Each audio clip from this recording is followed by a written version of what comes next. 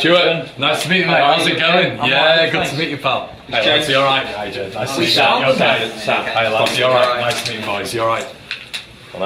Yeah. I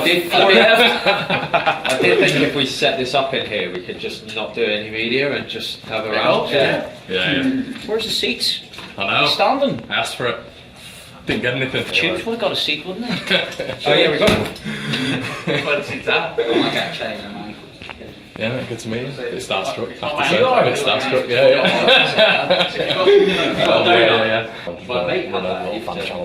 Yeah, I've seen it before, yeah. You've been better now than when you played. That's what we're just talking about. I'm fitter now than everyone. You're not fitter.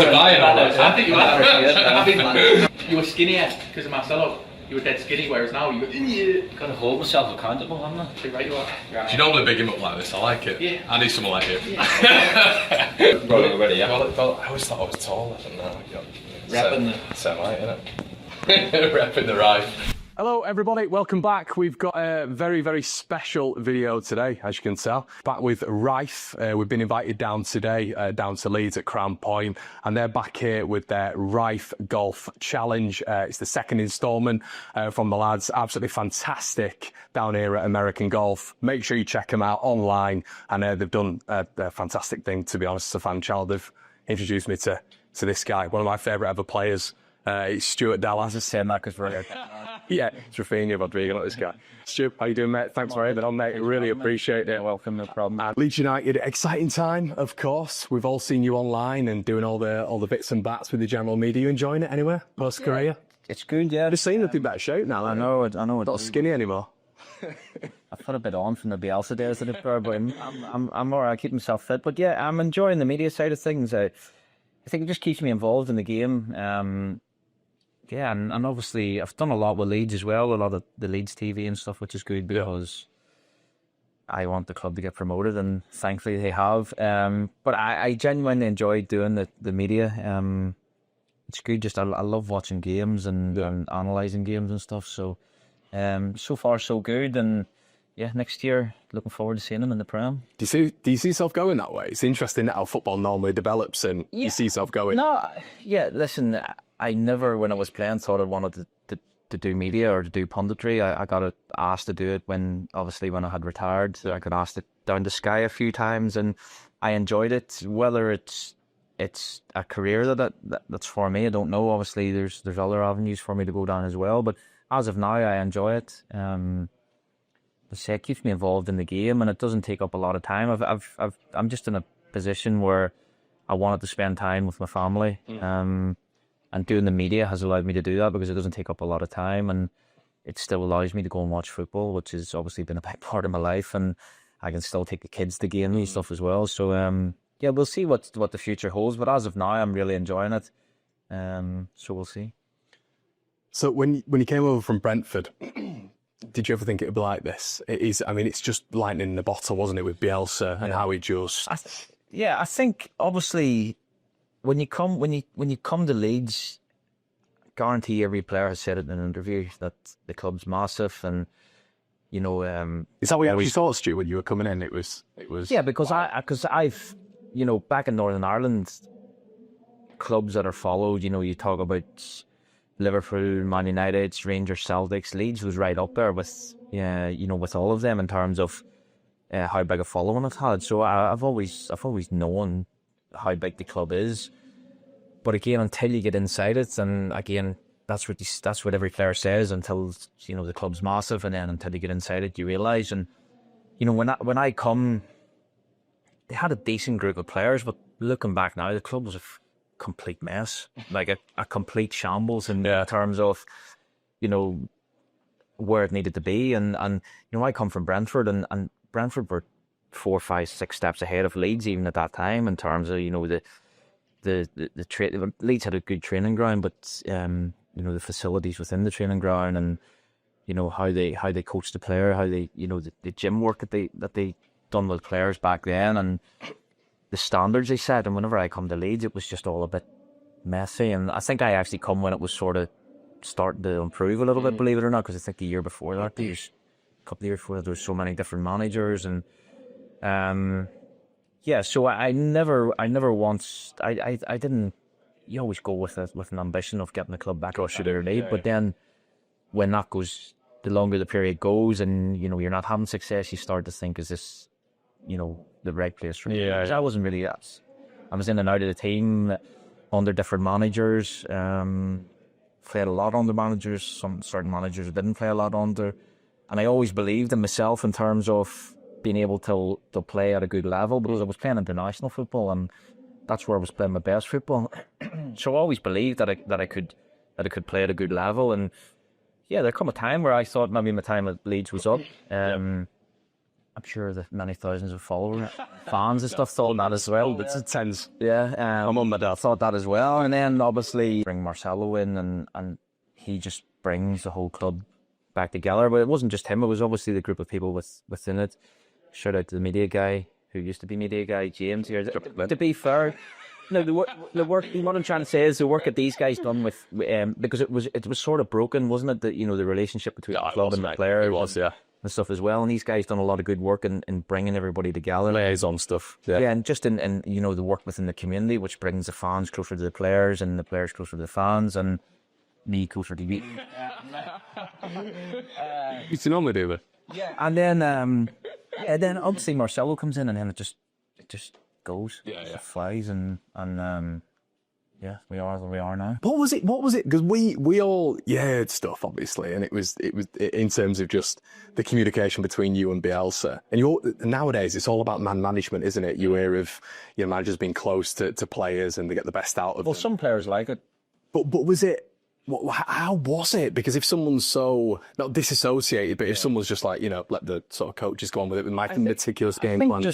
I think just because obviously at the start it was difficult because nobody had really experienced playing under a manager who didn't speak a lot of English. Yeah, and sort of everything was translated. We knew he was serious whenever he committed. We knew that we were going to have to change a lot of our ways, and then you go through pre-season and it was really, really difficult. No more pubs. Yeah, no more pubs. Yeah. You go through pre-season, and I always thought that I was my game was based on fitness, getting up and down the pitch, but he took me to a new level in terms of where I needed to be within myself. And I think why we all bought into it was because you start the season at home to Stoke and you blow them away, a team who were probably favourites to get promoted that year. And then I suppose it's just like everything in life. When you get success, you buy into it more. You start believing in what you're doing, and that's why everybody then bought into it. And then it becomes kind of easy in terms of how he translates his message. Did you feel that, Stu, after the first game? And there's Derby and there's Norwich, wasn't there? Did you sort of feel that? I just start to feel that this is going in the right direction. And even for me then, I wasn't really playing a lot then, but yeah, I could tell that, everybody was improving. The club was improving. As individuals we were improving, and as a team we were improving. And as I said before, when you start getting results like that and getting success, you start to believe in it. And we just kept going. We were just a normal group of lads who were a mid-table, the bottom half championship team, and he just took everybody to a new level. Yeah, it feels like that. I don't know if that can be, as a Leeds fan, I'm just like, I don't know if that period of time can ever be replicated. Yeah. It's a feeling, isn't it? It is a feeling. And I think it's really like, people compare the squad now to what it was back then, and compare the manager now to Bielsa, and it's completely different. Do you know what I mean? It's Bielsa laid the foundations, and the club is where it is now because of him. And so I think it's really harsh to try and compare the two things. And that group of players that we had, we were just a normal group of lads who just bought into everything, and he improved everybody. So the club is where it is now because of him, but the work obviously that Daniel has done now is, Jesus, it's incredible. Do you know what I mean? The points tally they've got in the last 2 seasons. It's all right saying, but he had the quality, he had the money to spend, but you still have to perform. Of course you do, yeah. And the club have done that. So I think to try and compare him to Bielsa's, it's a bit different. Each is great within their own rights. So which argument do you lean into? Almost like it almost had to happen with Leeds' is squad going into the championship, or are you a little bit more like, there's player management, there's obviously the tactical side, you've got to deal with the pressure in Leeds United, haven't you? So it's you know, is it good enough? You'll always hear that online. Yeah, You'll hear he's only because people are judging him on his past form at now. yeah. And it's like everybody, you make a mistake, you learn from it. And the points tallied he's got, yes, I know last year they didn't achieve promotion. I understand that. And the 92 points, well, you can talk about 92 points all you want if he still did get promoted. Yeah. I get that. But he didn't get promoted this year. So people say about him not changing his style of play. Well, he hasn't had to change it because they've won the league at a counter, really.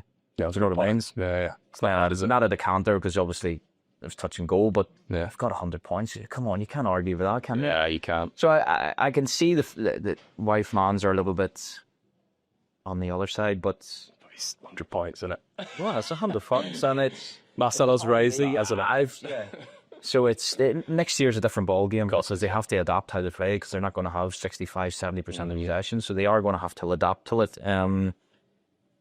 But let's see how the summer goes, the recruitment side of things, and full faith in everybody connected to. How do you do it then now? Bridge the gap. You went up, you finished 9th. It feels like it's very difficult. It seems like it's getting bigger, and I think there's a narrative around that in terms of the promoted teams coming up, they're going straight back down. But I don't know. I think the fans will have a big part to play this year in terms of like making Ellen Road hostile for teams coming to, because the home form's going to be key, isn't it? Yeah, crucial. But yeah, you can give me 150 million to go and spend now. Any of us in this room could go and spend it, but it's spent it correctly. So the recruitment has to be right, and the club are in the best hands possible, I think, to do that. The people they have involved in doing it as well, they'll have learned from their mistakes of the past, and I don't think they'll let it happen again. It'll be interesting to see what way they go in terms of how they recruit, but I'm excited. I think, as I said before, they're in the best hands possible going forward. And from the mentality side, how do you think the lads should approach it? Because I feel like with you lot, Bielsa's Leeds, you kind of went into it and you were like, well, come on then, we'll take you on. We'll take that. Well, that was our philosophy, wasn't it? If you score 4, we'll score 5 kind of thing. And settled by Liverpool on the first day, wasn't it? Yeah, exactly. But the lads will, obviously there's going to be a lot of changes, isn't there? There has to be, because there's players that are out of contract, players leaving, they'll have to bring players in. Yeah. So yeah, they just got to go in and embrace it, realise that, and realise they're playing for a huge club, and that comes with its own pressure, of course it is, but... Is that a real thing, Stu? Is that pressure? Is that a real, at Leeds, is it a real thing? I didn't really bother me, to be honest. It never felt with you like it did. When the pressure was on, it was tend to be when I played my best football, but I just think you're very, very fortunate to be playing for a club like Leeds, do you know what I mean? So you've got to just embrace it and go with it, and the fans will get right behind you, fans will support you, and I don't know, it's just go, and you win one game, you just keep churning them out, keep winning. That's what the best teams do. Do you know what I mean? They win and they win and they win. To win games of football is the hardest thing, isn't it? But especially with Man United last night, we might get the double on them. The key is to hopefully start well. If they can start well, then it breeds confidence. The first year, obviously, we went up. You know, obviously Liverpool was the first game, but then I think we got like 7 points from 9 or something like that after the next few games after. And not just fixtures were kind of kindish to us. I don't know if there is a kind fixture in the Premier League, but if you know what I mean. Was it Sheffield United in the first couple of games up in Fulham and Sheffield United, and teams that had sort of that had come up as well, and we used to put a run together, and it gave us confidence. Now, if you're starting the season and you lose 4 or 5, well, then it's going to be difficult. Of course it is, yeah. I'm excited, man. I can't wait to see the season. The boys will be all right, sure. A quick word before we finish on Raphinha. Just wanted to touch on him. Ballon d'Or winner, maybe. Him or Lamine Yamal. But did you know, Stu? Yeah, I touched this. I wish he had been in the Champions League final with a chance of winning it, because I really think he could have been up there to win the Ballon d'Or, because his numbers are incredible. But yeah, we always knew that he was special. He would just do some things in training and on a pitch where you'd think, wow. But the one thing about Rafi, he works hard. Yeah. Do you know what I mean? Like, he was top of the running stats all the time. Yeah, right. Yeah. So people used to look at me and say, he runs low. Rafa's running stats were through the roof. His high intensity, his accels, decels, sprints, his distance, everything. And that to me is why I watched him the Inter Milan game even last week, and like he's still sprinting on the main gate. It's mad how he does it, but that's testament to him and his mentality and his work rate and everything. And I think he's only going to get better as well. Only, mate. Yeah. I think he's only going to get better. But it's great to see him doing so well. But come back to Leeds if you want. Yeah, if you fancy it. Right, guys, we're going to end it there. Stu, thanks so much for coming on, mate. Really, really appreciate it. And make sure you like, comment, and subscribe. We'll see you in a bit. Cheers. There we go. Cheers, lads. Stop, man. Yeah, cheers. Cheers, lads. Thank you. Come on, have a beer with you if you're sticking around. Lads, that was amazing. Amazing. I'm buzzing, very excited. That was great. What experience. Make sure you like, comment, and subscribe. Thank you so much. See you in a bit.